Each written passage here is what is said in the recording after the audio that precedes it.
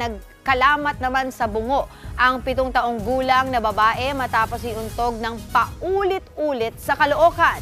Nakikipaglaro lang daw ang biktima sa anak ng suspect nang mangyari ang krimen. Nasa frontline ng balitang yan si Faith Del Mundo, exclusive.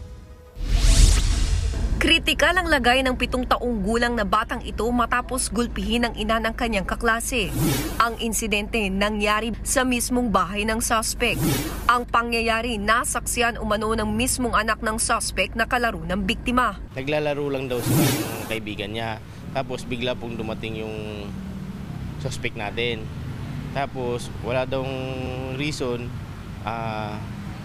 bigla na daw inuntog ng suspect natin yung victim sa bowl 4 na beses daw.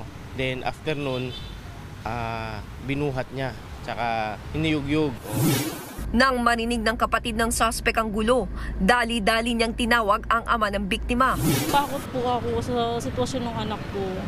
Kasi ulo po yung tinamaan yung may damage eh. So parang hindi ko rin po alam kung ano yung mangyayari. Nung na-CT scan po siya, meron po siyang sa ulo. May lamat po yung muskal niya, may blood clot po yung ulo niya. Minomonitor po yung pagkalat sa ulo. Opo. Inaantay pa po namin yung ng doktor kung operahan siya or kayang habulin sa gamot. Bago ang insidente, nakausap pa raw ng ina ng biktima ang suspect na gaya niya ay kapapanganak lang. Kwento raw ng suspect, nakakaranas ito ng matinding depresyon. Nagdadaan daw po siya sa depression, ganyan. Hindi po namin na alam na umiinom na siya ng gamot. Actually, gusto niyang ipaampon sa akin yung mga anak niya. So sabi ko, hindi ko kaya kasi 2 din yung inaalagaan ko. Sabi ko, kung gusto mo, dito ka muna sa amin, magtulungan tayo. Agad namang nahuli ang suspect, pero tumanggi siyang magbigay ng pahayag sa News 5. Maharap siya sa reklamong frustrated murder.